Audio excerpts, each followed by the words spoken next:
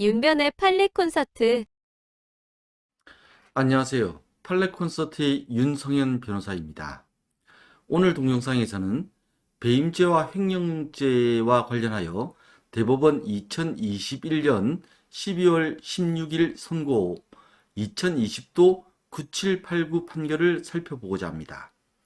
먼저 이와 관련해서 횡령죄에 대한 대법원 2010년 12월 9일 선고 2010도 891 판결을 먼저 보아야겠습니다.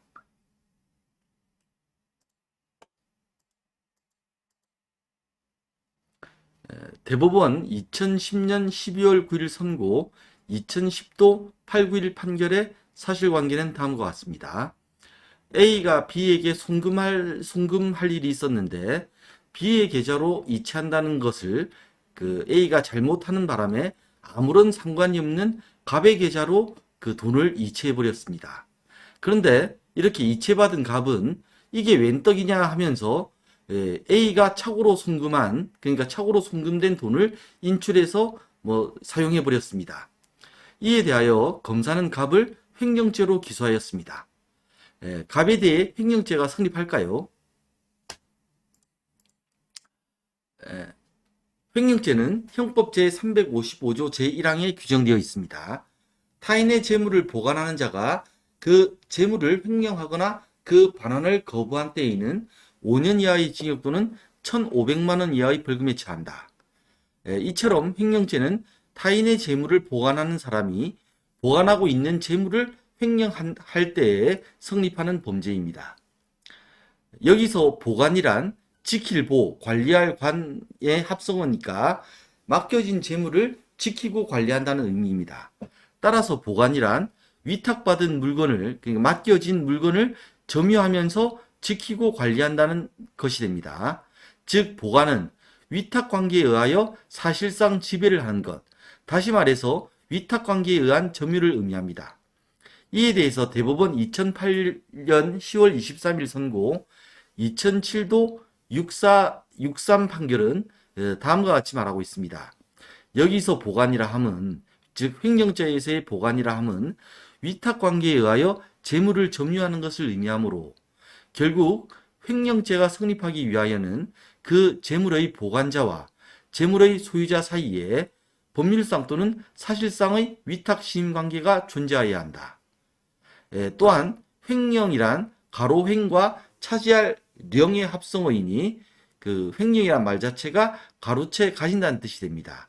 따라서 횡령죄란 위탁관계에 의하여 타인의 재물을 점유, 즉 사실상 지배하는 사람이 점유하고 있던 재물을 가로채 가지는 범죄가 되겠죠.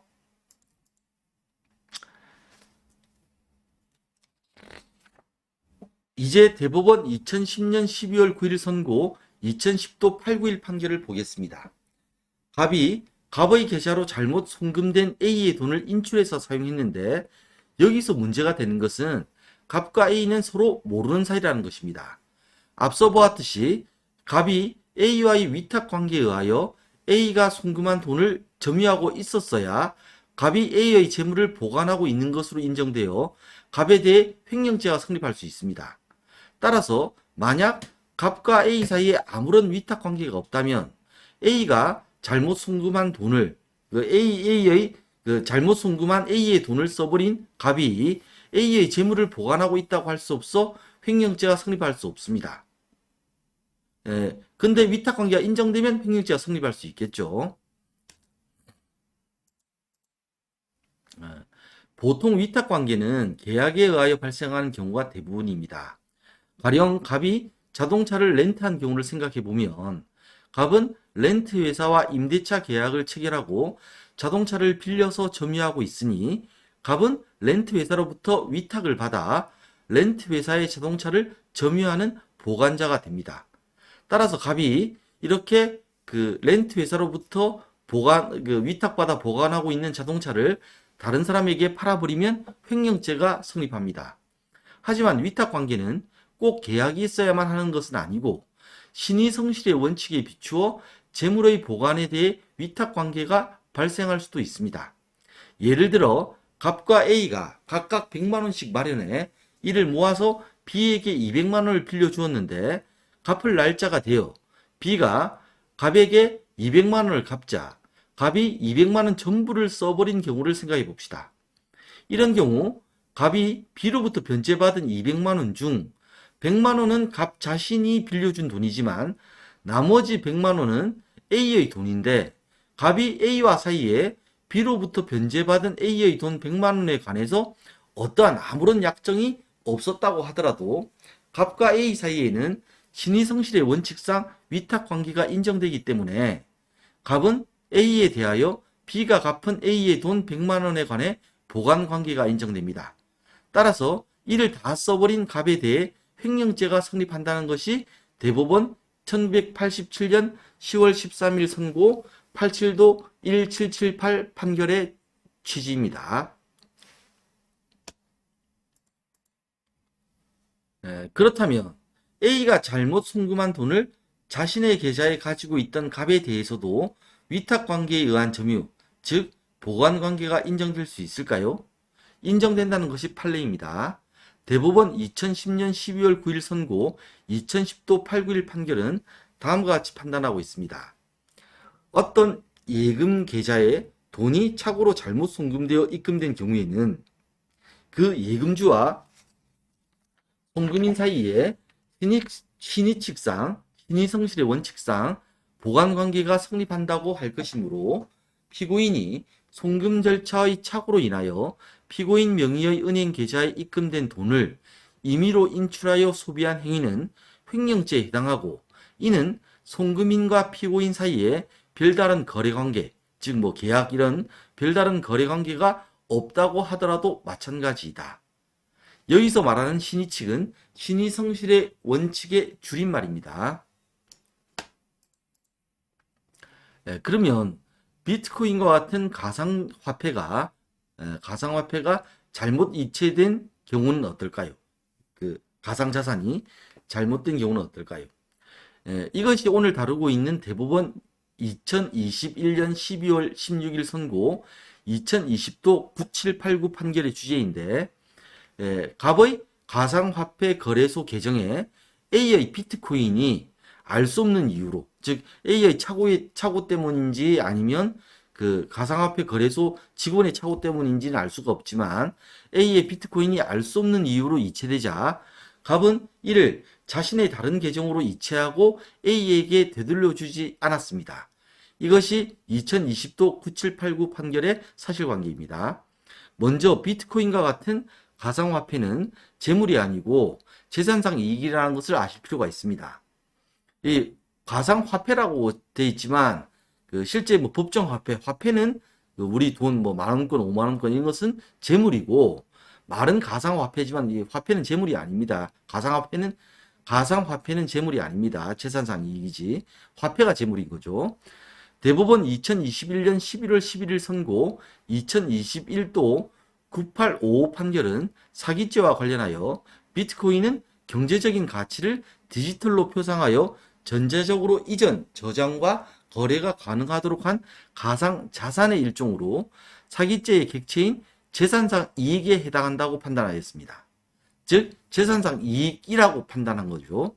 이에 대해서 오늘 소개하고 있는 대법원 2021년 12월 16일 선고 2020도 9789 판결은 가상자산은 국가에 의해 통제받지 않고 블록체인 등 암호화된 분산 원장에 의하여 부여된 경제적 가치가 디지털로 표상된 정보로서 재산상 이익에 해당한다고 명시하고 있습니다. 즉, 취지가 비트코인과 같은 가상화폐, 가상자산은 재물이 아니라 재산상 이익이라고 명시하고 있는 겁니다. 그렇다면 착오로 이체된 비트코인을 자신이 차지할 생각으로 다른 계정으로 옮긴 경우에 일단 횡령죄는 성립하지 않습니다. 왜냐하면 횡령죄는 타인의 재물을 보관하는 사람이 보관하고 있는 재물을 횡령할 때 성립하는 것인데 비트코인은 앞서 보았듯이 재물이 아니기 때문입니다. 재산상 이익이지.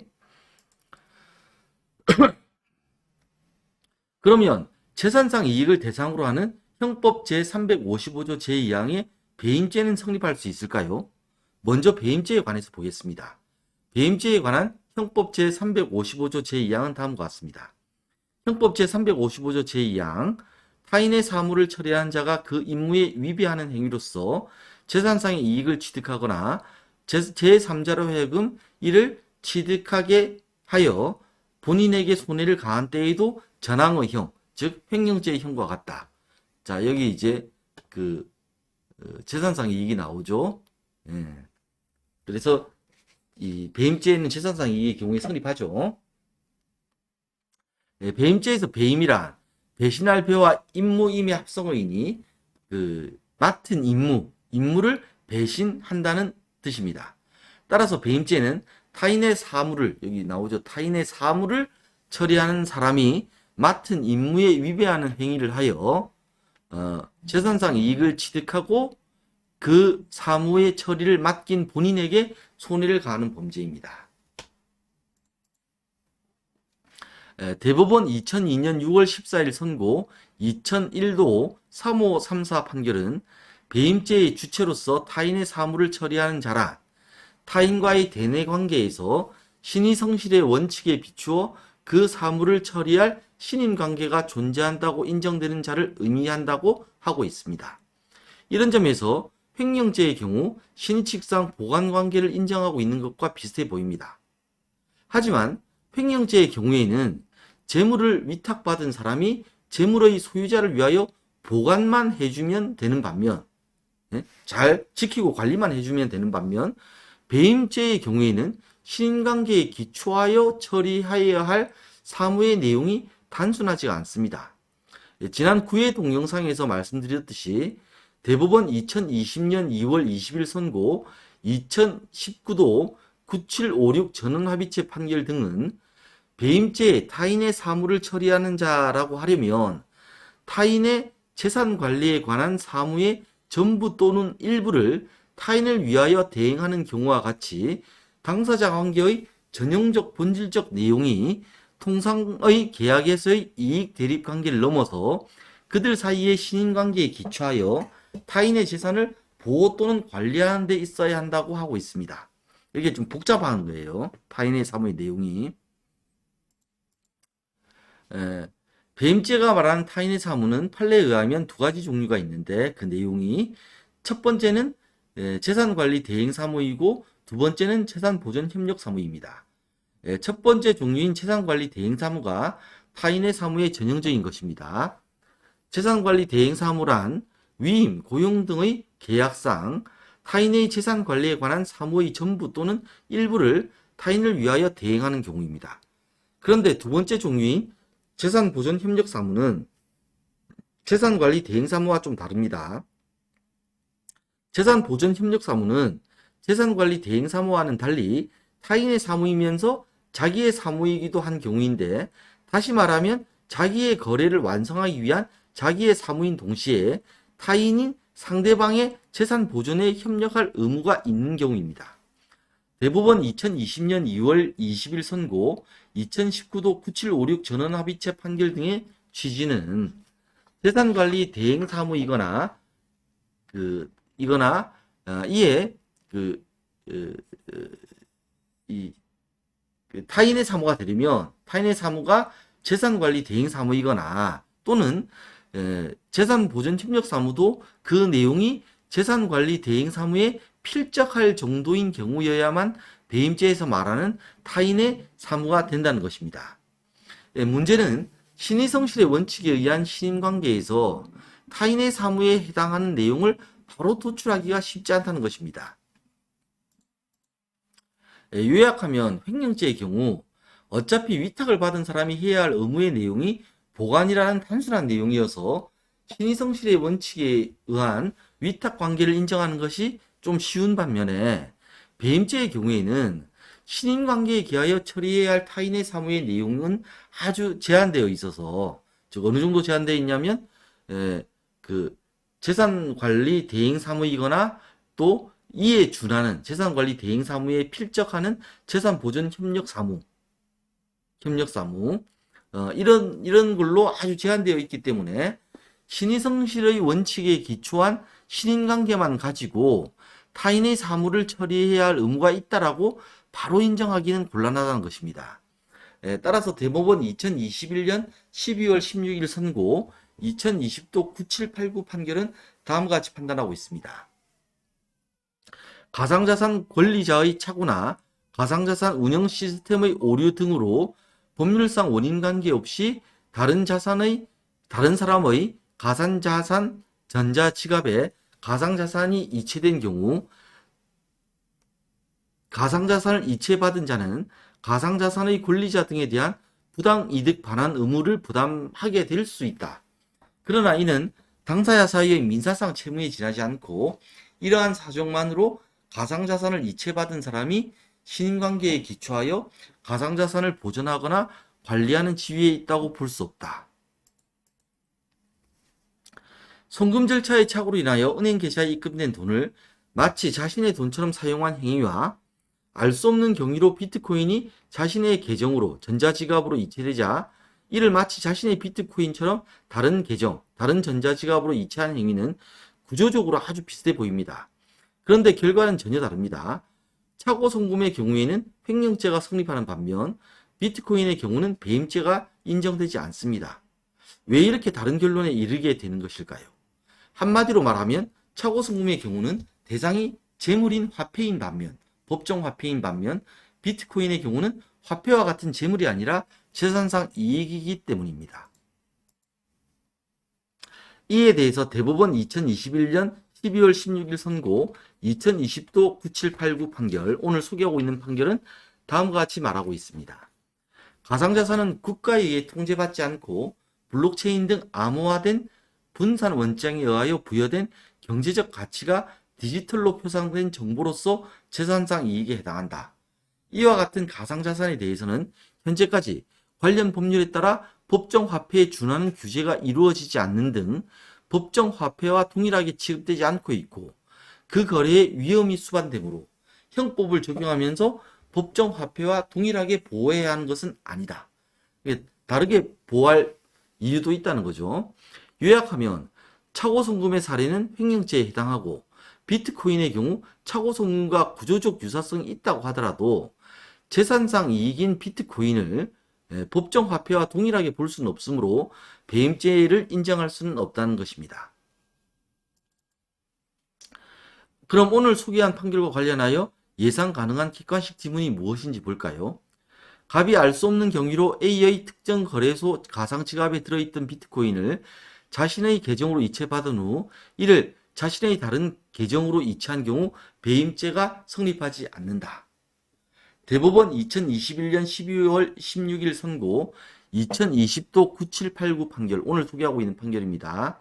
이 판결은 비트코인이 법률상 원인관계 없이 A로부터 갑 명의의 전자지갑으로 이체되었더라도 갑이 신임관계에 기초하여 A의 사물을 맡아 처리하는 것으로 볼 수 없는 이상 A에 대한 관계에서 타인의 사물을 처리한 자에 해당하지 않으므로 배임죄가 성립하지 않는다고 하고 있습니다. 따라서 이 지문은 맞는 지문이고 답은 O입니다. 이게 횡령죄 착오송금하고 구조적으로 유사하지만 결론이 달라지니까 좀 재밌는 판결이고 중요한 판결이죠.